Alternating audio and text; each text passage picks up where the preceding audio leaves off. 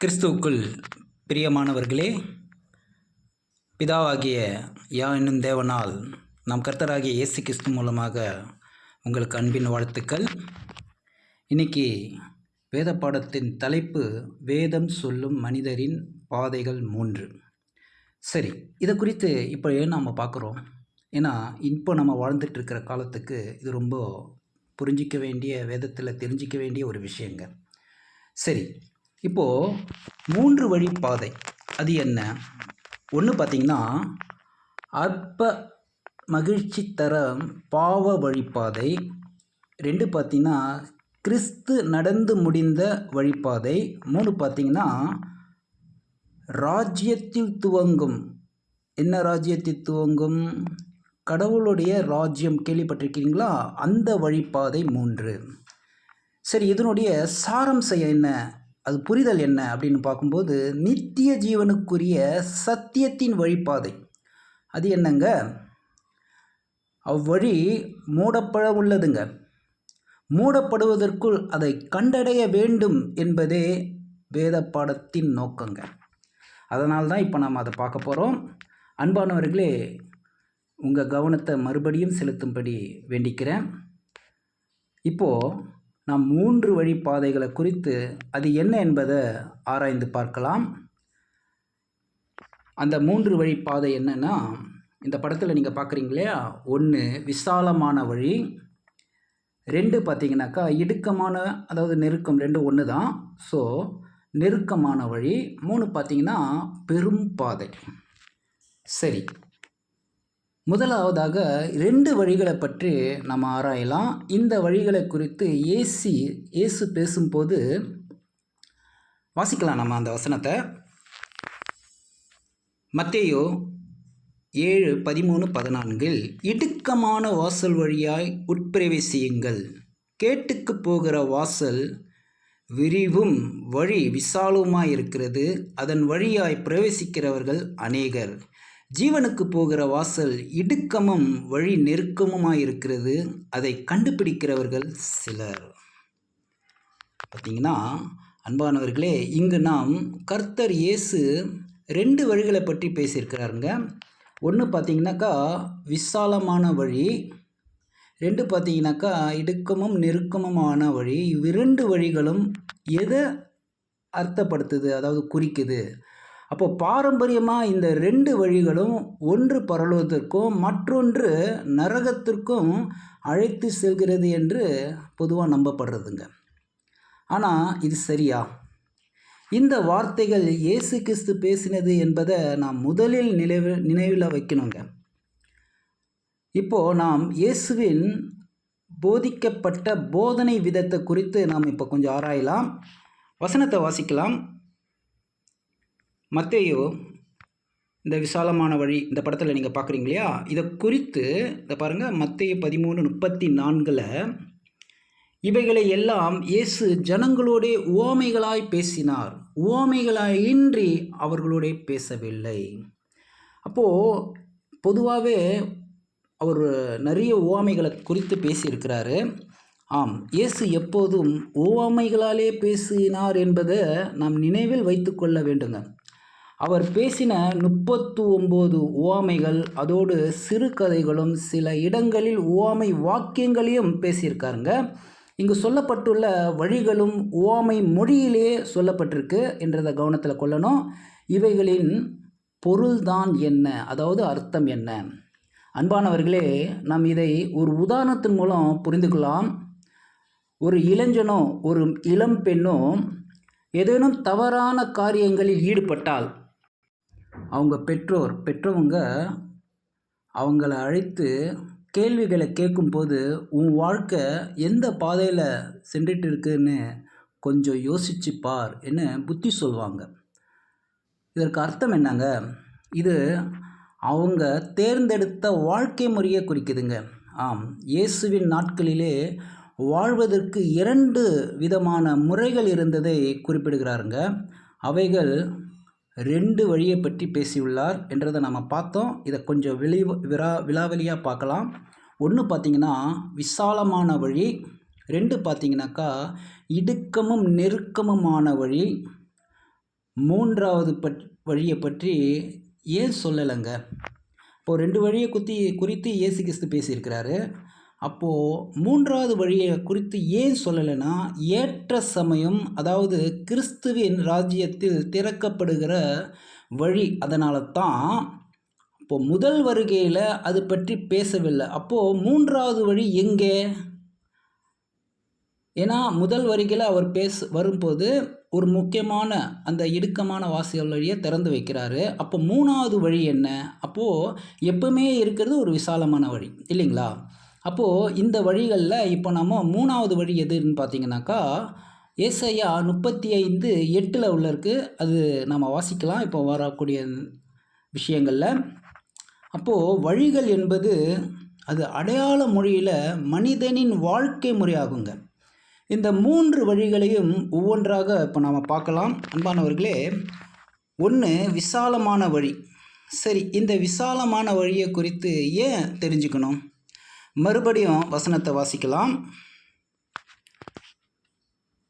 மத்தேயு 7:13, இடுக்கமான வாசல் வழியாய் உட்பிரவேசியுங்கள், கேட்டுக்கு போகிற வாசல் விரியும் வழி விசாலமாய் இருக்கிறது, அதன் வழியாய் பிரவேசிக்கிறவர்கள் அநேகர்.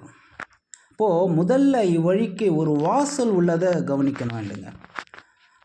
அடுத்து கேட்டுக்கு என்பது எதை அர்த்தப்படுத்துது என்பதை முதல்ல உறுதி செய்ய வேண்டும்.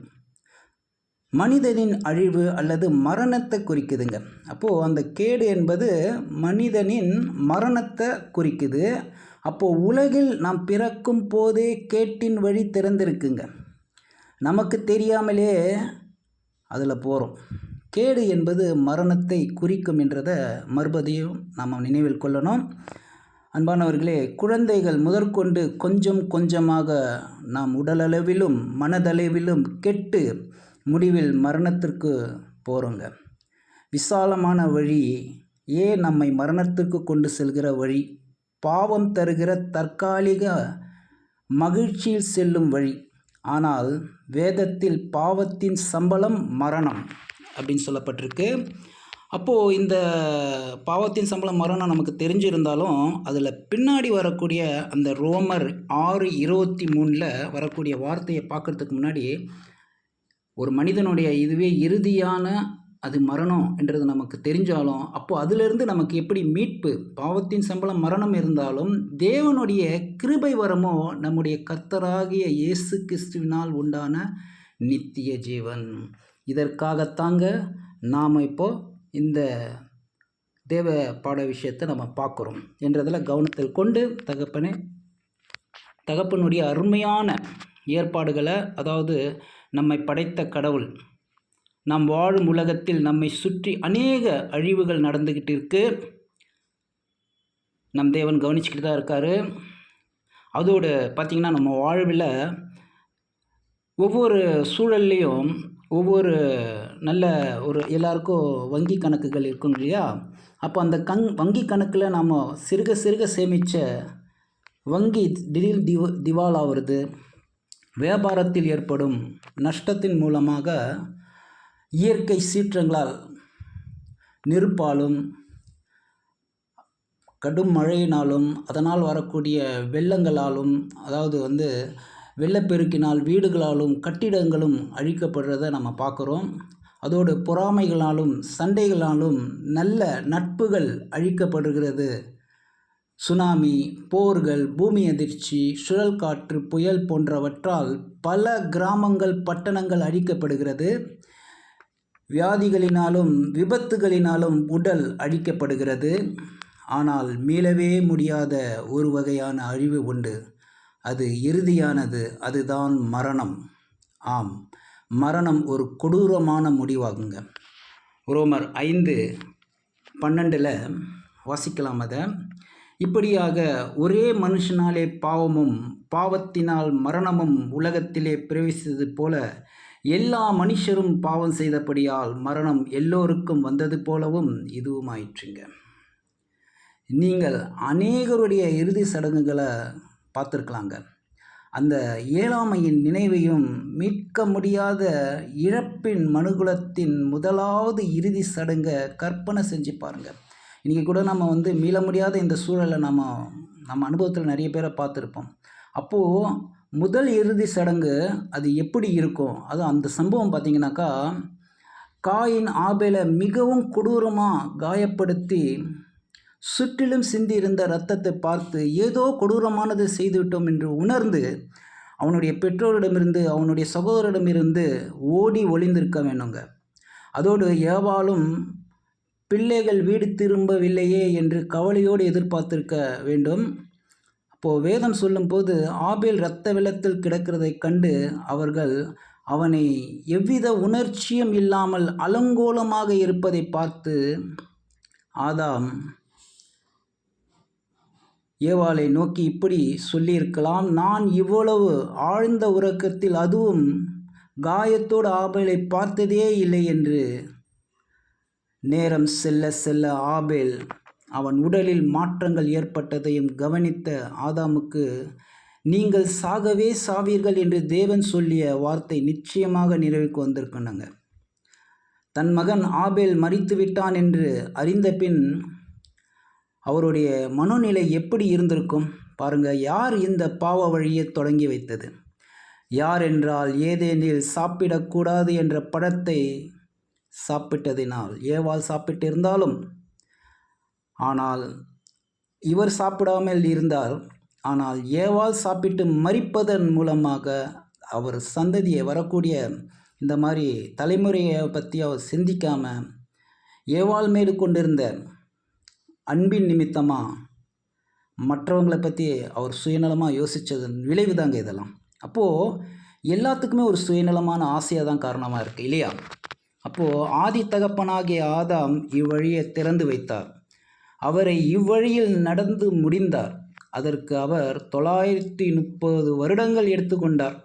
அதன் பின் அவரது சந்ததியாகிய நாம் இன்று வரை அவ்வழியில் செல்கிறோம் இல்லையா? உதாரணமாக, ஆரம்பத்தில் உள்ள சிறிய வழியானது மக்கள் நடந்து நடந்து அவ்வழி விசாலமானது போல், அந்த பாவ வழி எந்த பாவ வழி? பேராசை, பொறாமை, தவறான எண்ணம், கொலை, இப்படியாக இன்னும் அவ்வழி விசாலமானதுடன் வழுவி அதில் நடப்பவர்கள் வெகு விரைவில் கேட்டுக்கு மரணத்திற்கு சென்று விடுகிறார். அதாவது ஆரம்பத்தில் பாவம் செய்யும் போது மனதிற்கு கஷ்டம் ஏற்படும். ஆனால் பாவத்தில் பழக பழக பின்பு அது சாதாரணமாகிவிடும். உதாரணமாக, இன்னும் உலகத்தில் பொய் பேசுகிறது எவ்வளோ சாதாரணமாக இருக்குது இல்லையா? தேவையில்லாத விஷயங்களுக்கெல்லாம் பொய் பேசுகிறது வாடிக்கையாகி விட்டது. ஒரு மனிதனின் ஒரு நாளைக்கு சராசரி 250 பொய் பேசுவதாக கணக்கிடப்பட்டிருக்குங்க. எல்லாத்துக்கும் சுயநலமே காரணமாக இருக்குது இல்லையா? அது மாத்திரமா? கோபம், வஞ்சகம், பெருமை, போட்டி என அடுக்கிக் கொண்டே போகலாங்க. இன்று உலகில் இவை அனைத்தையும் மக்கள் எவ்வித கூச்சமும் இல்லாமல் சந்தோஷமாக செய்து பின்னர் மரணத்திற்குள்ளாக செல்லுறாங்க என்பதை நாம் கண்கூடாக பார்க்குறோம். அது மாத்திரம் இல்லை, தாங்கள் செய்கிறது எல்லாம் சரியானது தான் என நியாயப்படுத்துகிறாங்க. அது குறித்து ஒரு வசனத்தை வாசிக்கலாம் அன்பானவர்களே. நீதிமொழிகள் 14:12, மனுஷனுக்கு செம்மையாய் தோன்றுகிற வழி உண்டு, அதன் முடிவோ மரண வழிகள். 930 வருடங்களாய் ஆதாம் நடந்து முடிந்த அவ்வழியில் இப்போது ஜனங்கள் ஆயுள் மிக குறுகியதாகிவிட்டதுங்க. 930 வருடம் ஆதாம் ஜீவித்த வருடங்கள் போய் தற்போது சராசரியாக 30, 50 வருடம், 60 மனிதனின் வாழ்நாள் ஆகிவிட்டதுங்க. அதிலும் சிலர் மரணத்தை அடைய அநேக குறுக்கு வழிகளை கண்டுபிடிச்சிட்டாங்க. உதாரணமாக, போதை மருந்துகள், ஆல்கஹால்கள், தற்கொலைகள் போன்றவைகள். இவ்வாறாக உலகத்தின் ஜனங்கள் எவ்வித நம்பிக்கையுமின்றி விசாலமான பாவ வழியில் மரணத்திற்கு செல்வதுடன் ஒருவரை ஒருவர் முந்திட்டு செல்றதை பார்க்குறோம் இல்லைங்களா? ஆக இது ஒரு பாவ வழி, மரண வழி. இதுவே கேட்டுக்கு போகிற விசாலமான வழி. இவ்விதமாக முதல் மனிதன் முதற்கொண்டு விசாலமான பாதையில் எல்லா ஜனங்களும் அதன் வழியாக போயிருக்காங்க. தேவன் உலகில் இஸ்ரேலரை மாத்திரம் தெரிந்து கொண்டு அவர்களிடம் நியாயப்பிரமாணம் அல்லது திருச்சட்டத்தை, அதனுடைய கற்பனைகளை தந்து அதன் மூலம் ஒரு வழி, அல்லது திருச்சட்ட கற்பனையை கைக்கொள்வதன் மூலம் பாவ மன்னிப்பு மற்றும் தேவனுடைய சொந்த ஜனமாக கருதப்படும் வாய்ப்பு அவங்களுக்கு அளிக்கப்பட்டது. சரி, அதுக்கப்புறமா என்ன நடந்ததுன்றத இந்த வசனங்களை வாசித்து நம்ம அறியலாம். ஒன்று பார்த்திங்கன்னா யாத்திராகமம் 19:5-6, 2 பார்த்திங்கனாக்கா ஆமோஸ் 3:2, புதிய ஏற்பாட்டில் ரோமர் 10:5, கலாத்தியர் 2:16. பழைய ஏற்பாட்டில் 2 வசனம், புதிய ஏற்பாட்டில் 2 வசனம். ரொம்ப முக்கியமான வசனத்தை நம்ம கவனிக்கலாம். யாத்திராகமம் 19:5-6, இப்பொழுது நீங்கள் என் வாக்கை உள்ளபடி கேட்டு என் உடன்படிக்கையை கைக்கொள்வீர்களானால் சகல ஜனங்களிலும் நீங்களே எனக்கு சொந்த சம்பத்துமாயிருப்பீர்கள். பூமியெல்லாம் என்னுடையது. நீங்கள் எனக்கு ஆசாரிய ராஜ்யமும் பரிசுத்த ஜாதியுமாய் இருப்பீர்கள் என்று நீ இஸ்ரவேல் புத்திரருடைய சொல்ல வேண்டிய வார்த்தைகள் என்றார். அடுத்தது ஆமோஸ் 3:2, பூமியின் எல்லா வம்சங்களும் உங்களை மாத்திரம் அறிந்து கொண்டேன், ஆகையால் உங்களுடைய எல்லா அக்கிரமங்களின் நிமித்தம் உங்களை தண்டிப்பேன். ரோமர் 10:5, மோசே நியாயப்பிரமாணத்தினாகும் நீதியை குறித்து இவைகளை செய்கிற மனுஷன் இவைகளாலே பிழைப்பான் என்று எழுதியிருக்கிறான். அப்போது இந்த வசனங்கள்லாம் பார்த்திங்கனாக்கா இஸ்ரேலர்கள் கடைப்பிடித்து அதை மக்களும் கடைப்பிடித்து இந்த பாவ மன்னிப்பு பெற்று மரணமில்லாத வாழணும்னு கடவுளுடைய ஒரு நோக்கமாக இருந்தாலும், ஆனால் அந்த நோக்கம் யாராலையும் பின்பற்ற முடியவில்லை. அதாவது அந்த 100% நியாயப்பிரமாணத்தை கடைப்பிடித்து 1% தவறினா கூட 100 கடைப்பிடிக்காததாக அர்த்தமாயிடும். அப்போ கடவுளுக்கு இது ஏற்கனவே தெரிஞ்சிருக்கும் இல்லையா? ஆனால் தெரிஞ்சிருந்து ஏன் இந்த சட்டத்தை கொடுக்குறாருனாக்கா, அப்போ ஒவ்வொரு விஷயத்துலேயும் அந்த என்னாலேயும் முடியும் அப்படின்ற அந்த மனிதனுடைய நோக்கத்தில் முடியாவிட்ட பட்சத்தில் ரட்சிக்கிறதுக்கு கடவுள் வல்லவராக இருக்கிறாரு. அப்படி ஒரு ரட்சிப்பை கொடுக்கறதுக்கு தான் இது ஒரு நிழலாக இருக்குது அப்படின்ற இந்த வசனத்தை நம்ம வாசித்தோம். அதனுடைய நிஜத்தின் விஷயத்தை அப்போஸ்தலன் பவுல் விளக்குறார். கலாத்தியர் 2:16, நியாயப்பிரமாணத்தின் கிரியைகள், அதாவது செயல்களால் எந்த மனுஷனும் நீதிமானாக்கப்படுவதில்லை. அப்படி என்றால் இவ்வழியானது எந்த ஒரு முடிவுக்கும் கொண்டு செல்லாத ஒரு வழியாகிவிட்டது இல்லையா? இப்போ இதுக்கு என்ன விஷயங்களை செய்யலாம் அப்படின்றத பற்றி தான் இயேசு கிறிஸ்து மூலமா கடவுள் விஷயங்களை கொடுக்குறாரு. அதை இடுக்கமும் நெருக்கமான வழி, அதை நம்ம வாசிக்கலாம். மத்தேயு பார்த்திங்களா, இடுக்கம் நெருக்கமான வழி. இது பெரியவங்க முதல் சிறியவர்கள் வரை இந்த வழியில் நடக்கிறது அவசியமாக இருக்குது. அதை குறித்து வாசிக்கலாம் நம்ம. அப்போது இந்த ஜீவனுக்கு போகிற வாசல் இடுக்கம் வழி நெருக்கமாக இருக்கும்போது அதை கண்டுபிடிக்கிறவங்க சிலர். அப்போது மத்தேயு 7:14 இது தான் சொல்லப்பட்டிருக்கு. அப்போ கிறிஸ்து தம்முடைய முதலாம் வருகையில் வரும் வரை விசாலமான வழியிலே எல்லோரும் போனாங்க. அப்போ கிறிஸ்து இந்த இடுக்கம் நெருக்கமான வழியை திறந்து அவரே அதில் முதலாவது நடந்து முன்வைத்து முடித்தார். அப்போது இது ஒரு சிலுவை வழிங்க, அல்லது கஷ்டமான வழி. இவ்வாறு ஒரு வழி இருக்கிறத கண்டுபிடிக்கிறவர்களே சிலர். இப்படியாக அதில் நடக்கிறவர்கள் இன்னும் வெகு சிலராக இருப்பார் என்பதை அவர் சொல்லிட்டாரு. அன்பானவர்களே, இப்போ நம்ம பார்க்கலாம் இந்த ஒரு இடுக்கமான நிலையில் இப்போ என்ன செய்கிறது அடுத்த விஷயங்களை அப்படின்றத பற்றி கடவுள் எபிரேயர் 10:19 ஆகையால் சகோதரரே, நாம் பரிசுத்த தலத்தில் பிரவேசிப்பதற்கு இயேசுவானவர் தமது மாம்சமாகிய திரையின் வழியாக புதிதாய் ஜீவனு மார்க்கத்தை நமக்கு உண்டு பண்ணினபடியால். இங்கு ஜீவனுக்கு என்பது எந்த ஜீவனை குறிக்கிறது? தேவனுடைய சிருஷ்டிப்பில் அநேக விதமான உயிரினங்கள், அதாவது ஜீவன்கள்னால் உயிரினங்கள் உள்ளன. இங்கு இந்த ஜீவன்கள்னா உயிரினங்கள் என்றால் வாழும் முறையை குறிப்பதாக விசேஷமாக பரிபூர்ணமான சுபாவம். அது யாரை குறிக்கிறதுனா மனிதனின் நீதியான சுபாவத்தை குறிக்கிறது. ஆதாம் இயேசு இந்நிலையில் படைக்கப்பட்டாங்க.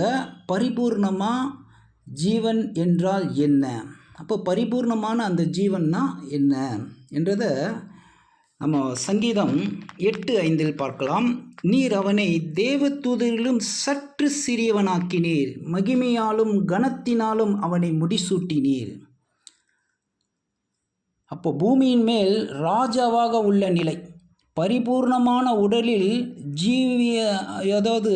ஜீவியத்தோடு, அதாவது என்றென்றுமா வாழ்கிறதோட வியாதி இருக்காது, சோர்வோ முதுமையோ ஏற்படுவதில்லைங்க. ஒருவேளை ஆதாம் இந்நாள் வரைக்கும் பாவம் செய்யாமல் இருந்திருந்தால் அதே பரிபூர்ணமான நிலையில் தான் இருந்திருப்பார். அப்போது தேவதூதர்கள் முதலில் நாம் பார்த்த வண்ணம் அறிவிலும் பலத்திலும் மனிதனை விட உன்னதமான நிலையில் இருக்கிறாங்க. மேலும் ஆதாம் கூப்பிட்ட மாத்திரத்தில் மிருகங்கள் அவரிடத்தில் வந்திருக்கும் இல்லைங்களா? ஆதியாகமத்தில் அவர் தானே மிருகத்துக்கு கூப்பிட்டு பேர் வைக்கிறாரு. அப்போது இப்போ என்ன ஆயிடுச்சு, மனிதர்கள் அந்த மிருகங்களோட பல வருடங்கள் பழகாவிட்டால் பழகாத மிருகங்களோடு அவங்க இயல்பாக அதாவது இயல்பாக செய்கை காமிச்சா கூட அது கொண்டுடும். அப்போது நமது கர்த்தர் இயேசு கூட சிருஷ்டிகர், அதாவது சீஷர்கள், அதாவது அந்த சிருஷ்டித்த அந்த விஷயங்களில் ஒரு பாடத்தை சொல்லித்தராரு சீஷர்களுக்கு. இரவு முழுவதும் மீன்கள் கிடைக்காமல் தவித்த போது வலப்பக்கத்தில் வலைகளை போடுங்க சொன்னார். அப்போது வலை கிழியத்தக்க மீன்கள் கிடைத்தது. அப்போது எவ்வாறுங்க?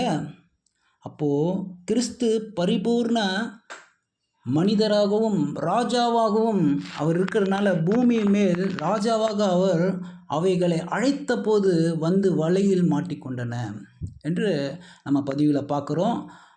ஆதாமின் சந்ததி அனைத்தும் உயிருள்ளவர்களாக இருந்தும் இறந்த நிலையிலே இருக்காங்க.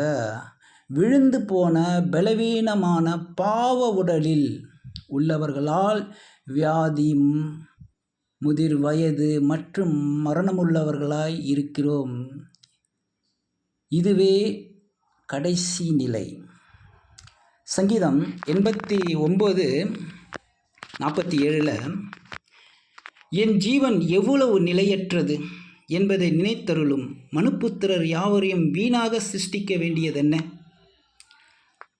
1 தீமோத்தேயு 6:16 ஒருவராய் சாவாமை உள்ளவரும் சேரக்கூடாத ஒளியில் வாசம் பண்ணுகிறவரும் மனுஷரில் ஒருவரும் கண்டிராதவரும் காணக்கூடாதவருமாய் இருக்கிறவர் அவருக்கே கனமும் நித்திய வல்லமையும் உண்டாயிருப்பதாக. ஆமேன். சரி, வசனங்கள் என்ன புரிதல் நமக்கு தருகிறது? தெய்வீக சுபாவமானது முதலில் பிதாவாகிய தேவனுக்கே குறிதான சுபாவம் என்பதாக சங்கீதம் 89:47 சொல்லுது. அப்போது 1 தீமோத்தேயு 6:16 ஒருவராய் சாவாமை உள்ளவர் சேரக்கூடாத ஒளியில் வாசம் பண்ணுகிறவர் மனுஷர் ஒருவரும் கண்டிராத தேவனை குறிக்குது. அப்போ பிதாவாகிய தேவன் தம்மில் தாமே ஜீவனுள்ளவர், யாரையும் எதற்காகவும் நம்பி இருக்கிறவர் அல்ல.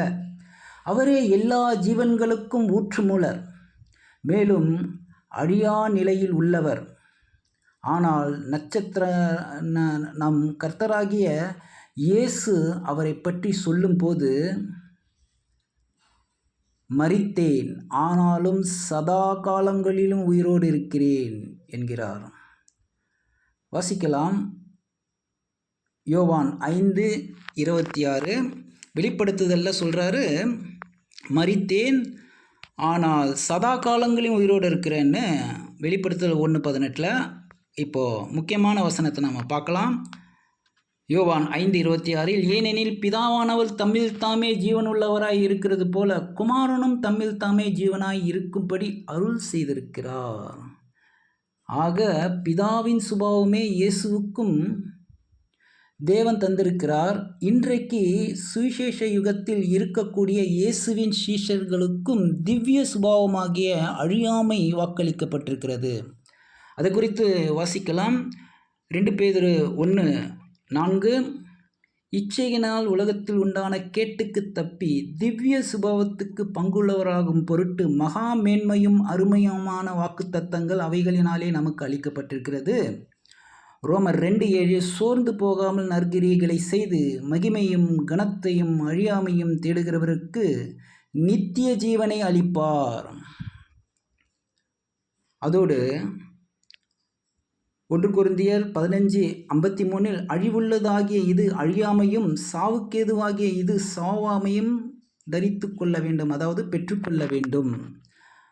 அப்போ இந்த ஜீவனையே தேவன் சபைக்கு தருகிறதாக பார்க்குறோம். உதாரணத்துக்கு சூரியன் தன்னில் தானே எரிபிம்பமாகி ஒளி கொடுத்து பின் அவ்வொளி மற்ற எல்லா பொருட்கள் மீதும் விழுந்து பிரதிபலிப்பது போல் இங்கு ஜீவனுக்கு போகிற பாதை என்னும் போது விழுந்து போன பாவமான ஜீவ நிலையிலிருந்து உன்னதமான அழியாமை ஜீவனுக்கு செல்லும் வாய்ப்பை பிதாவாகிய தேவன் தந்திருக்கிறார் என்றால் அவருடைய அளவற்ற அன்பை நாம் எண்ணி பார்க்கணுங்க. ஆக அன்பானவர்களே, இந்த ஜீவனை பெற்றுக்கொள்ளவே இயேசு கிறிஸ்து இடுக்கமான வாசல் நெருக்கமாக உட்பிரவேசியுங்கள் என்றார். ஒரு வசனத்தை வாசிக்கலாம். அன்பானவர்களே, ஏசாயா 53:10. கர்த்தரோ அவரை நொறுக்க சித்தமாகி அவரை பாடுகளுக்கு படுத்தினார். அவருடைய ஆத்துமா தன்னை குற்ற நிவாரண பலியாக ஒப்பு கொடுக்கும் போது அவர் தமது சந்ததியை கண்டு நீடித்த நாளாயிருப்பார். கர்த்தருக்கு சித்தமானது அவர் கையினால் வாய்க்கும். அப்போது இதன் பொருள் எல்லாம் என்னங்க? இது எப்படிப்பட்ட ஜீவனுக்கு வழி நடத்துகிறது? இயேசுவின் மரணத்தின் போது மேலிருந்து கீழ் வரை 2ஆக கிழிந்த திரைச்சீலை பரிசுத்த தலத்திற்கும் மகா பரிசுத்த தலத்திற்கும், அதாவது ஒரு பிரிவு, அதாவது அந்த வேறுபடுத்தி காட்டக்கூடிய ஒரு திரைச்சீலையாக இருக்குது. அப்போ பாருங்கள், வாசல் அதாவது மேல் வரை, அதாவது இடுக்கமான வாசல் திறக்கிறதுக்கு ஒரு அடையாளமாக இருக்குங்க. இதை குறித்து வாசிக்கலாம் ஒரு வசனத்தை. மத்தேயு 27:51. அப்பொழுது தேவாலயத்தின் திரைச்சீலை மேல் தொடங்கி கீழ் வரைக்கும் 2ஆக கிழிந்தது, பூமியும் அதிர்ந்தது, கன்மலைகளும் பிளந்தது. லூக்கா 23:45 அதே உரிய வசனத்தில் அர்த்தத்தை, சூரியன் இருளடைந்தது, தேவாலயத்தின் திரைச்சீலை நடுவால் 2ஆக கிழிந்தது. மார்க் 15:38 அப்பொழுது தேவாலயத்தின் திரைச்சீலை மேல் தொடங்கி கீழ் வரைக்கும் 2ஆக கிழிந்தது. அப்போ பாருங்கள், இப்படிப்பட்ட பருமனான, இந்த படத்தில் பார்க்குறீங்க இல்லைங்களா, ஒரு பெட்டாவது அமுங்கும். ஆனால் இது கனமான ஒரு திரைச்சீலை. இந்த பருமனான திரைச்சீலை தானாக கிழிந்தது எப்படிப்பட்ட ஆச்சரியமான காரியம் இல்லையா? அதை தான் இந்த வசனங்கள்லாம் 3 சுவிசேஷத்துலேயும் பதிவு செய்யப்பட்டிருக்கு. அப்போது NIV பைபிளில் it is the will of God to crush him என்று வருவதை கவனிக்க வேண்டும். அப்பேற்பட்ட ஜீவனுக்கு தகுதி உள்ளவராகிய கிறிஸ்துவை தேவன் நமது கர்த்தர் இயேசுவை நொறுக்க சித்தமாயிருக்கும் போது நாம் எந்த அளவுக்கு உண்மை உள்ளவர்களாய் கர்த்தரை பின்பற்றுவர்களாய் இருக்க வேண்டும் அன்பானவர்களே. ஆகவே இடுக்கமான வழி ஒரு சிலுவையின் பாதை. அந்த வழியில் நடப்பதை பற்றி இயேசு கிறிஸ்து சொல்லும்போது லூக்கா 9:23 வாசிக்கலாம். பின்பு அவர் எல்லோரையும் நோக்கி, ஒருவன் என் பின்னே வர விரும்பினால் அவன் தன்னைத்தான் வெறுத்து தன் சிலுவையை அனுதினமும் எடுத்துக்கொண்டு என்னை பின்பற்ற கடவான். அதே புத்தகம் லூக்கா 14:27 தன் சிலுவையை சுமந்து கொண்டு எனக்கு பின் செல்லாதவன் எனக்கு சீஷனாக இருக்க மாட்டான். அதோடு ரோமரையும் வாசிக்கலாம். ரோமர் 12:1 அப்படி இருக்க சகோதரரே, நீங்கள் உங்கள் சாரீரங்களை பரிசுத்தமும் ஜீவனுக்கு பிரியமான ஜீவபலியாக ஒப்பு கொடுக்க வேண்டும் என்று தேவனுடைய இரக்கங்களை முன்னிட்டு உங்களை வேண்டிக் கொள்கிறேன். இதுவே நீங்கள் செய்யத்தக்க புத்தி உள்ள ஆராதனை. இப்போது இயேசு கிறிஸ்து கடவுளுடைய தீர்க்க தரிசனத்தில் சொல்லப்பட்ட பழைய ஏற்பாட்டு விஷயங்களில் இருந்து மேற்கோள் காட்டும்போது அதை சாட்சியகமாக இருக்கக்கூடிய சீஷர்கள் அதை உறுதிப்படுத்தி இந்த புத்தி உள்ள ஆராதனை செய்யத்தக்கது அப்படின்றத நமக்கு வலியுறுத்துகிறாங்க. இந்த ஜீவ பலி என்பது நம்முடைய நேரம், பணம், சொத்து, படிப்பு மற்றும் நமக்கு உண்டான எவைகளெல்லாம் தியாகம் செய்து நமது உடலையும் உள்ளத்தையும் பரிசுத்தமாக இருக்க செய்ய வேண்டும். இவை ரெண்டுமே இன்று மிகவும், அதாவது உடலையும் உள்ளத்தையும் பரிசுத்தமாக வச்சுக்கிறது மிகவும் கஷ்டமான விஷயங்க. ஆனால் இது புத்தி உள்ள ஆராதனை என்று பார்க்குறோம். இவ்வழியில் பாவியும் துர்மார்க்கனும் நடக்க முடியாதுங்க. தங்களையே தியாகம் செய்பவர்களாலே நடக்க முடியும். இவ்வழியில் நடப்பவர்கள் வேதத்தில் அவங்களை குறித்து சொல்லப்பட்டிருக்கு. வெளிப்படுத்துதல் 14:1-4 வெளிப்படுத்துதல் 14:1 பின்பு நான் பார்த்தபோது இதோ சீயோன் மலையின் மேல் ஆட்டுக்குட்டியானவரை அவரோடே கூட அவருடைய பிதாவின் நாமம் தங்கள் நெற்றிகளில் எழுதப்பட்டிருந்த 144,000 பேரை நிற்க கண்டேன். 4 ஸ்ரீகளால் தங்களை கருப்படுத்தாதவர்கள் இவர்களே, கற்புள்ளவர்கள் இவர்களே, ஆட்டுக்குட்டியானவர் எங்கே போனாலும் அவரை பின்பற்றுகிறவர்கள் இவர்களே, இவர்கள் மனுஷரிலிருந்து தேவனுக்கு ஆட்டுக்குட்டியானவருக்கும் முதல் பலனாக மீட்டு கொள்ளப்பட்டவர்கள். அப்போது இப்படியாக நம்ம பார்க்கும்போது இவர்கள் இயேசுவை போல கடைசி வரை உண்மை உள்ளவர்களாய் இருந்து அழியாமையும் ஜீவனையும் பெற்றுக்கொள்வார்கள். ஆக இவ்வழியில் சுவிசேஷம் முடிவு வரை திறந்திருக்கும். இந்த யுகம் முடியும் போது அதாவது இந்த வசனத்தில் சொல்லப்பட்டுள்ள எண்ணிக்கை நிறைவேறும் போது இவ்வழி மூடப்பட்டுவிடும். மேலும் விசாலமான வழியும் இங்கேதான் மூடப்படுகிறது. அப்போது இடுக்கமான வழியோடு இப்போது நாம் 3வது வழியை பற்றி ஆராய்வோம். அதற்கு முன் நாம் இதை குறித்து ஒரு மேலோட்டமான கண்ணோட்டத்துக்கு போகலாம். நாம் விசாலமான பாதையை குறித்து பார்க்கும்போது பூமியில் ஜனங்கள் அந்த பாவ வழியில் சென்று மரணத்தை கண்டடைந்தார்கள் என்று பார்த்தோம். அதுதான் மனிதகுலத்தின் முடிவா? இயேசுவின் வார்த்தைகளை கேளாதவர்களும் அவர் மேல் விசுவாசம் வைக்காதவர்களுக்கும் எந்த விதமான நம்பிக்கையும், அந்த விசுவாசத்தில் நம்பிக்கை வைக்கிறதுக்கு வாய்ப்பில்லாதவர்களுக்கும் எந்த விதமான நம்பிக்கையும் இல்லையா? அப்படி என்றால் இயேசு உலக இரட்சகராகவும் இருக்க முடியாதுங்க. அது குறித்து வசனத்தில் நாம் வாசிக்கலாம். 1 யோவான் 2:2 நம்முடைய பாவங்களை நிவர்த்தி செய்கிற கிருபாதார பலி அவரே. நம்முடைய பாவங்களை மாத்திரமல்ல, சர்வலோகத்தின் பாவங்களையும் நிவர்த்தி செய்கிற பலியாக இருக்கிறார். பார்த்தீங்களா? ஆம், இயேசுவின் சிலுவை மரணம் நம்முடைய சபை மக்கள் பாவத்திற்காக மட்டும் இல்லாமல் சர்வ உலகத்தாரின் பாவத்திற்காகவும் அவர் மரிச்சாருங்க. இதை குறித்து இன்னொரு வசனத்தில் நாம் வாசிக்கலாம். 1 தீமோத்தேயு 2:6 எல்லோரையும் மீட்கும் பொருளாக தம்மை ஒப்பு கொடுத்த மனுஷனாகிய கிறிஸ்து இயேசு அவரே இதற்குரிய சாட்சி ஏற்ற காலங்களில் விளங்கி வருகிறது. பார்த்தீங்களா? இயேசு கிறிஸ்து தன்னுடைய உயிரை இறந்த நிலையில் இருக்கும் எல்லோருக்காகவும் மீட்கும் பொருளாக கொடுத்தனா. அப்படியானால் இந்த முழு உலகத்திற்கும் ஒரு ரட்சிப்பு இருக்க வேண்டும் என்பதே நம்முடைய எதிர்பார்க்கும் வழியும் இல்லையா? சரி, அடுத்தது இந்த உலகத்தில் ரட்சிப்பு என்பது இனி நாம் பார்க்க போகிற 3வது வழியில் உள்ளதுங்க. அதுவே பெரும் பாதையான 3வது வழி. அதை குறித்து நாம் இப்போ பார்க்கலாம். ஒரு வசனத்தை ஏசாயா ஆரம்பத்தில் நம்ம பார்த்தோம் இல்லையா? ஏசாயா 35:8 பிறகு வாசிக்கலாம் என்பதை அதை இப்போ நம்ம வாசிக்கலாம். அங்கே பெரும் பாதையான வழியும் இருக்கும், அது பரிசுத்த வழி எனப்படும்.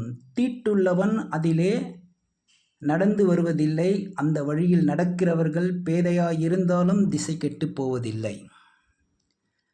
சரி, தீட்டுள்ளவன் என்று பாவிகளை குறித்து சொல்லப்பட்டிருக்கிறது. மனிதகுலம் முழுக்க பாவத்தின் பிடியில் கைவிடப்பட்ட நிலையில் இருக்கிறார்கள். இங்கு பேதைகள் அல்லது மதிக்கெட்டவன் என்று குறிக்கக்கூடியதாக இருக்குது. இங்கே யாருக்கு இது சொல்லப்படுகிறது என்று பார்க்கும் பொழுது சங்கீதம் 14:1 வாசிக்கலாம். தேவன் இல்லை என்று மதிகேடன் தன் இருதயத்திலே சொல்லிக் கொள்கிறான். அவர்கள் தங்களை கெடுத்து அருவருப்பான கிரியைகளை செய்து வருகிறார்கள். நன்மை செய்கிறவன் ஒருவனும் இல்லை. அப்போது யார் இவங்க? ஆம், உலகத்தில் இருக்கக்கூடிய மிகப்பெரிய கல்விமான்களையும் விஞ்ஞானிகளையும் மதிக்கெட்டவர்கள் என்றே வேதம் குறிப்பிடுறதுங்க. அப்போது இவர்கள் அண்ட சராசரத்தின் தனிப்பட்ட சிருஷ்டிகர் என்று யாரும் இல்லை என்றும், எல்லா படைப்புகளும் பல காலங்களுக்கு முன்பு சில வெடிப்பு நிகழ்வுகளால் உண்டாயினதென்றும், அதோடு மனிதர்கள் குரங்கிலிருந்து பரிணாமித்தார்கள் என்ற பகிரங்கமாக சொல்கிறாங்க. ஆம், இது பிக் பேங் தியரிங்க. சரி, இந்த விசாலமான வழியில் மரணத்துக்குள்ளாக சென்ற உலகில் அனைத்து ஜனங்களும் உயிர்த்தெழுந்து வருவார்கள் என்பதுதான் வேதம் சொல்லும் பதில். ஆம், அந்த பெரும் பாதையில் வாசிக்கலாம். 1 கொரிந்தியர் 15:22, யோவான் 5:28. ஆதாமுக்குள் எல்லோரும் மரிக்கிறது போல கிறிஸ்துவுக்குள் எல்லோரும் உயிர்ப்பிக்கப்படுவார்கள். யோவான் 5:28. இதை குறித்து நீங்கள் ஆச்சரியப்பட வேண்டாம், ஏனென்றால் பிரேத குழியில் உள்ள அனைவரும் அவருடைய சத்தத்தை கேட்கும் காலம் வரும். அப்போ இந்த வசனத்தில் பார்க்கும்போது எப்படி ஆதாமுக்கு அவன் மூலமாக எல்லாரும் மரிக்கிறாங்களோ, கிறிஸ்து மூலமாக அவர் உயிர்ப்பிக்கிட்ட மாதிரி, அவர் உயிர்த்தெழுந்து பரலோகத்துக்கு போன மாதிரி நாமளும் உயிர்ப்பிக்கப்படுவது அதிக நிச்சயம் என்ற உறுதியை கொடுத்துட்றாரு. இதை குறித்து நீங்கள் ஆச்சரியப்பட வேண்டும். வேணால் அது இயேசு கிறிஸ்துவும் பிரேத குழியில் உள்ளவங்க எல்லாரும் உயிர்த்தெழுந்து வருவாங்க என்ற ஒரு வாக்குறுதியும் கொடுத்துருக்கிறார் இல்லைங்களா? ஆம், இது ஒரு புதிய உலக அமைப்பாக இருக்கும். ராஜ்யத்தில் அனைவரும் மரணத்திலிருந்து உயிரடைந்து பாவத்திலிருந்து விடுதலை அடைய சத்தியத்தை அறிகிற அறிவை அடைய வேண்டுங்க. இவ்வாய்ப்பு அனைவருக்கும் தரப்படுகிறது. இடுக்கமும் நெருக்கமுமான வழியில் நடக்க முடியாதவர்களுக்காக இவ்வழி திறக்கப்படுறதுங்க. சரி, இவ்வழியில் பாவ விருப்பம் செய்யாதவர்களாக, அவற்றில் நாட்டம் கொள்ளாதவர்களாக இருந்தால் போதுமானது. இவர்களுடைய ஆசீர்வாதம் பூமியில் பரிபூர்ண மாம்ச நிலையில் நித்திய ஜீவனாகுங்க. வாசிக்கலாம். ஏசாயா 35:10. கர்த்தரால் மீட்கப்பட்டவர்கள் திரும்பி ஆனந்த களிப்புடன் பாடி சியோனுக்கு வருவார்கள். நித்திய மகிழ்ச்சி அவர்கள் தலையில் மேல் இருக்கும். சந்தோஷமும் மகிழ்ச்சியும் அடைவார்கள். சஞ்சலமும் தவிப்பும் ஓடிப்போகும். பார்த்தீங்களா, எப்பேற்பட்ட வாக்குறுதி! இவர்கள் அனைவருக்கும் தேவனை பற்றியும் இயேசுவை பற்றியும் தெளிவாக போதிக்கப்படும். ஆம், இதுவே தேவனுடைய திட்டமாகவும் சித்தமாகவும் இருக்கிறது. இந்த நாட்கள் வெகு தூரத்தில் இல்லைங்க, மிக சமீபத்தில் இருக்குங்க. வாசிக்கலாம். 1 தீமோத்தேயு 2:4-5. எல்லா மனுஷரும் இரட்சிக்கப்படவும் சத்தியத்தை அறிகிற அறிவை அடையவும் அவர் சித்தமுள்ளவராயிருக்கிறார். தேவன் ஒருவரே, தேவனுக்கும் மனுஷருக்கும் மத்தியஸ்தரும் ஒருவரே. பார்த்தீங்களா, எவ்வளோ அருமையான வாக்குறுதி! இவ்வசனம் ரட்சிப்பில் உள்ள 2 படிகளை குறித்து, அதாவது முதலாவது இடுக்கமும் வழி நெருக்கமான பாதையில் செல்பவர்களுக்கு மரணத்திலிருந்து விடுதலை, மற்றும் இரண்டாவது உயிர்த்தெழுந்தவர்கள் தங்கள் பாவ நிலையிலிருந்து விடுபடுவதாகும்.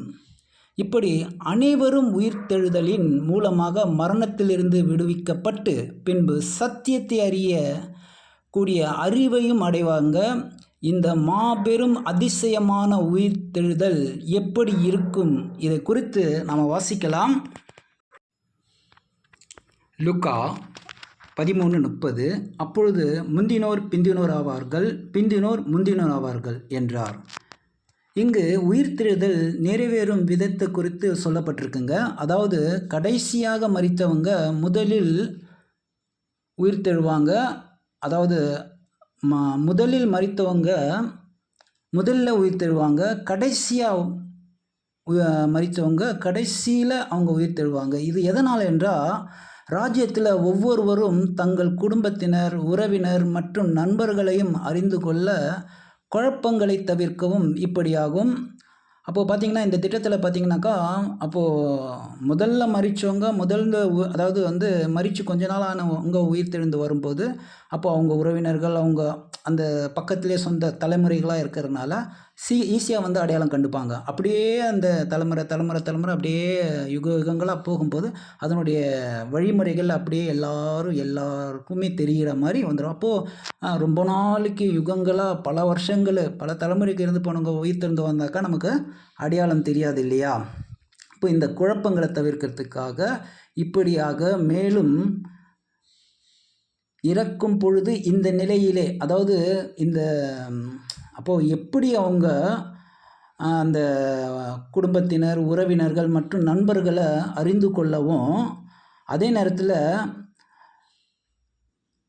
அதாவது இந்த குழப்பத்தை தவிர்க்கிறதுக்கும் இப்படி மேலும் இறக்கும் பொழுது இந்த நிலையிலே, அப்போது இறக்கிறதுக்கு முன்னாடி எந்த நிலையில் இருந்தாங்களோ அப்படியே உயிர்த்தெழுந்து வருவாங்க.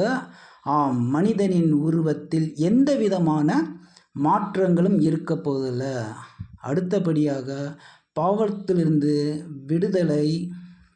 விடுபடுதல் நிறைவேறும். இது நிறைவேறும் விதம் பற்றி நம்ம ஒரு வசனத்தை வாசிக்கலாம். யோவான் 17:17 உம்முடைய சத்தியத்தினாலே அவர்களை பரிசுத்தமாக்கும், உம்முடைய வசனமே சத்தியம். பாவத்திலிருந்து பரிசுத்தமாக்கப்படுதல் என்பது சத்தியத்தின் வல்லமையால் நிறைவேறும். அனைவரும் சத்தியத்தை அறிகிற அறிவை பெற வேண்டும். அதன் முதல் படியை குறித்து ஏசாயா 29:18, 32:3 வாசிக்கலாம். ஏசாயா 29:18 அக்காலத்திலே செவிடர்கள் புஸ்தகத்தின் வசனங்களை கேட்பார்கள், குருடரின் கண்கள் இருளுக்கும் அந்தகாரத்திற்கும் நீங்களாகி பார்வையடைவாம்.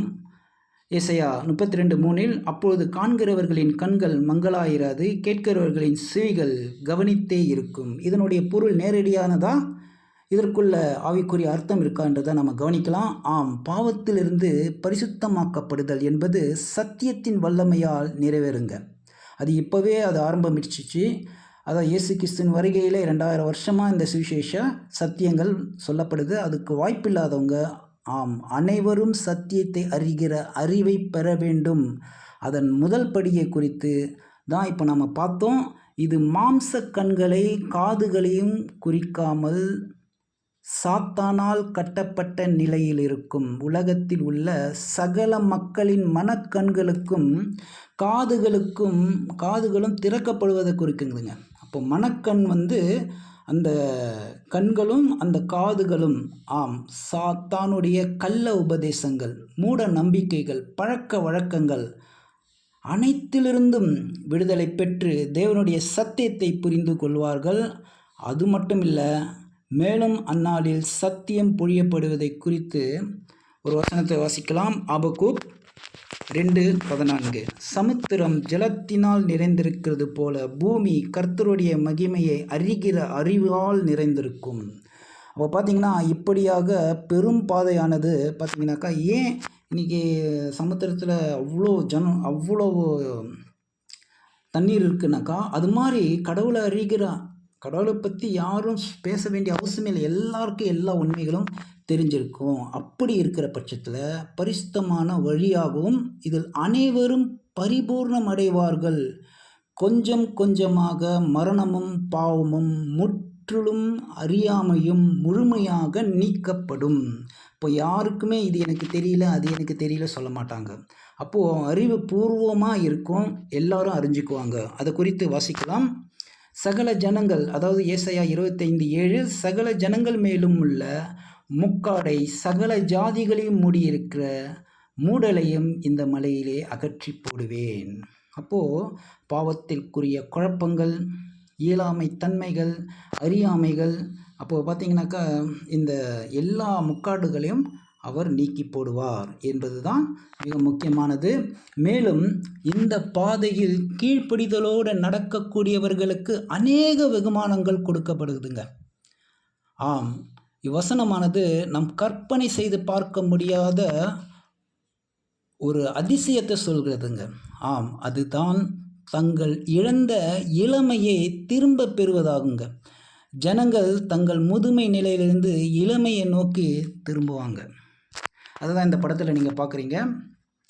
அப்போ பாருங்கள், ஒரு வயதானவர் கொஞ்சம் கொஞ்சமாக அந்த எப்படி அவர் 80 வயதில் இறந்தாரோ அதே மாதிரி உயிர் தெழுந்து கொஞ்சம் கொஞ்சமாக 70, 60 இப்படி ஆண்களும் பெண்களும் அந்த இளமையை பெற்றுக்கொண்டே வருவாங்க. முதிர் வயதுலேருந்து இளமை. இப்போ நம்ம இளமையிலேருந்து முதிர் வயதுக்கு போனோம் இல்லையா, அப்படியே ரிவர்ஸில் நடக்கும்.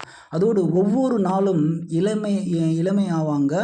நரைத்த முடிகள் கருமையாகும், சுருங்கிய தோள்கள் மென்மையாகும், பலவீனங்கள் பலனடையும், விழுந்த பற்கள் மீண்டும் முளைக்கும், சகலவிதமான அபூர்ணமான நிலைப்பாடுகளும் பரிபூர்ணமான நிலைமைக்கு வந்துவிடும்.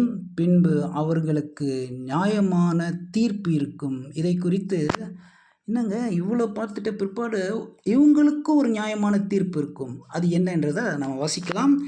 ஏசாயா 65:20. அங்கே இனி அற்ப ஆயுசுள்ள பாலகனும் தன் நாட்கள் புராணமாகாத கிழவனும் உண்டாகிறார்கள். 100 வயது சென்று மரிக்கிறவனும் வாலிபன் என்று எண்ணப்படுவான். 100 வயது உள்ளவனாகிய பாவியோ சபிக்கப்படுவான். என்ன சொல்லுதுங்க இந்த வசனம்? ஆம், ஒவ்வொருவருக்கும் பாவங்களிலிருந்து விடுபடவும் மனம் திருந்தவும் 100 வருஷம் கொடுக்கப்படுங்க. இதை குறித்து சற்று யோசித்து பாருங்கள். இன்றைக்கு ஒருவருடைய ஆயுசு நாட்கள் 50, 60, அதிகபட்சமாக 70 வருடங்க, எட்டுறதில்லை. ஆனால் மக்கள் எல்லோரும் திருந்தவும் நீதியின் பாதையில் செல்லவும் அவர்களை ஊக்குவிக்கவும் எவ்வளவு பெரிய அதாவது அற்புதங்கள் மூலமாக பொழிஞ்சு மாற்றங்களை கொடுத்தாலும் கால அவகாசத்தையும் தேவன் மக்களுக்கு தராருங்க. அதே வேளையில் இவ்வளவு வாய்ப்புகள் கிடைத்தும் மனப்பூர்வமாக பாவம் செய்வங்க இருப்பாங்களா? இப்போ இவ்வளோ மிராக்கள் பார்க்குறாங்க, இவ்வளோ கடவுள் இருக்கிறதுக்கு இவ்வளோ ஆதாரம் இருக்குது, நித்திய காலமாக வாழ்கிறதுக்கு இவ்வளோ அருமையான விஷயங்களை பார்த்து கூட பாவம் செய்வர்கள் இருப்பாங்களா? வாசிக்கலாம். ஏசாயா 26:10. துர்மார்க்கனுக்கு தயவு செய்தாலும் நீதியை கற்றுக்கொள்ளான். நீதி உள்ள தேசத்திலும் அவன் அநியாயம் செய்து கர்த்தருடைய மகத்துவத்தை கவனியாதே போகிறான். பார்த்தீங்களா எவ்வளோ ஒரு அவல நிலை. இப்போ பார்த்தீங்கன்னாக்கா இவ்வளவு தெரிஞ்சிருந்து நீங்கள் இந்த தப்பு செய்யலாமா அப்படின்னு சொல்லும்போது எனக்கு தெரியும் அப்படின்னு சொல்லுவாங்க. ஆம், தேவனுடைய இரக்கத்தையும் கிருபையும் பெற்றிருந்தாலும் சிலர் எல்லோரும் இல்லைங்க. அப்போது இந்த சிலர் தான், எல்லோரும் இல்லை, அந்த சிலர் அவர்களுடைய பாவங்களுக்கு வருந்தாமலும் மனம் திருந்தாமலும் சாத்தானுடைய வழிகளை தெரிந்து கொண்டு தேவனுக்கும் அவருடைய நீதிக்கும் பகைஞராவாங்க. எப்படி என்றால், இப்போ பார்த்தீங்கன்னாக்கா இயேசு கிறிஸ்துவின் 1000 வருட ஆட்சியில் எல்லா ஜனங்களும் ஆதாம் உட்பட சாத்தானால் இழந்ததை திரும்ப பெற்று சத்திய அறிவு அடைவாங்கங்க. பின்பு 1000 வருடம் முடிந்து கடைசியாக ஜனங்களை சோதிக்க சாத்தான் அனுமதிக்கப்படும் போது, இப்போ ஜனங்களை சோதிக்கிறதுக்கு ஏன் சாத்தான் அனுமதிக்கணும்? அப்போ பார்த்தீங்கன்னாக்கா முதல் படைப்பாக இருந்த ஆதாம் ஒருத்தனாக இருந்தான் இல்லையா? ஸோ கடவுளை பற்றி அவன் தெரிஞ்சு, அதாவது உறவில் இருந்தாலும் இன்னும் நிறைய விஷயங்களை பரிபூர்ணமாக தான் இருந்தான், நிறைய விஷயங்கள் அறியாதவனாக இருந்தான். இப்போ பார்த்தீங்கன்னாக்கா அனுபவங்கள்ல இருந்து விஞ்ஞானத்தில் இருந்து அப்போ எவ்வளோ ஆதாரங்கள்ல இருந்தும் இன்றைக்கி பார்த்தீங்கன்னாக்கா மனுஷங்க சரித்திரத்திலேருந்து நிறைய விஷயம் அவங்களுக்கு தெரிஞ்சிருந்தா கூட பாருங்கள், இப்போது கடவுளுக்கு நம்ம மேலே அந்த அளவுக்கு நம்பிக்கை. இப்போது ஆதாம் மாதிரி ஒரு பாரு, எல்லாரும் கடல் மாதிரி அவரை அறிஞ்சிருக்காங்க. இப்போ மோசம் போக்கிப்பார், ஒருத்தரும் மோசம் போக மாட்டாங்க. ஆனால் சிலர் போவாங்கன்னு கடவுளுக்கு தெரிஞ்சாலும் அந்த சிலரை நீக்கிறது ரொம்ப முக்கியம். ஏன்னா அந்த சிலர் பலரையும் கெடுத்துருவாங்க. அப்போது மறுபடியும் அவங்களுக்கு வாய்ப்பு தரக்கூடாது. அப்போது முழுமையாக மனம் திருந்தணும். இல்லட்டா சாத்தானுக்கு வரக்கூடிய ஒரு தண்டனை. அதுதான் இப்போ நம்ம வாசிக்க போகிறோம். ஏன்னா சிலர் அவன் பின்னால் துணிகரமாக செல்வார்கள், அதனால் அவர்களோட கூட சாத்தானும் அவனுடைய தூதர்களும் 2ஆம் மரணத்தில் அழிக்கப்படுவார்கள்.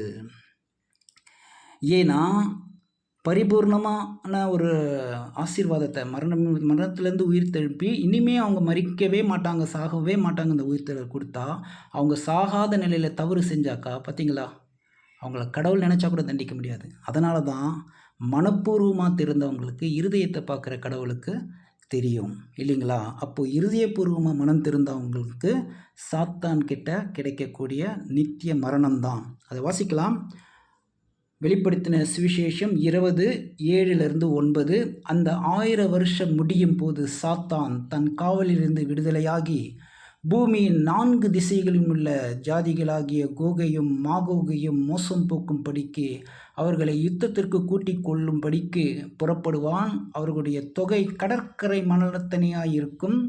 அவர்கள் பூமி எங்கும் பரம்பி பரிசுத்தவான்களுடைய பாளையத்தையும் பிரியமான நகரத்தையும் வளைத்து கொண்டார்கள். அப்பொழுது தேவனால் வானத்திலிருந்து அக்கினி இறங்கி அவர்களை பட்சித்து போட்டது. இப்போ இந்த வசனத்தில் கோகு மாகோகு இருக்கு இல்லையா, இது பைபிளில் 3 இடத்துல வரும். இது 3 இடத்துல கடைசியாக 3ஆவது இடத்துல இது முடிவடையக்கூடிய நிறைவேற்றமாக இருக்குது. அதை குறித்து நம்ம வரக்கூடிய காலங்களில் பார்க்கலாம் அன்பானவர்களே.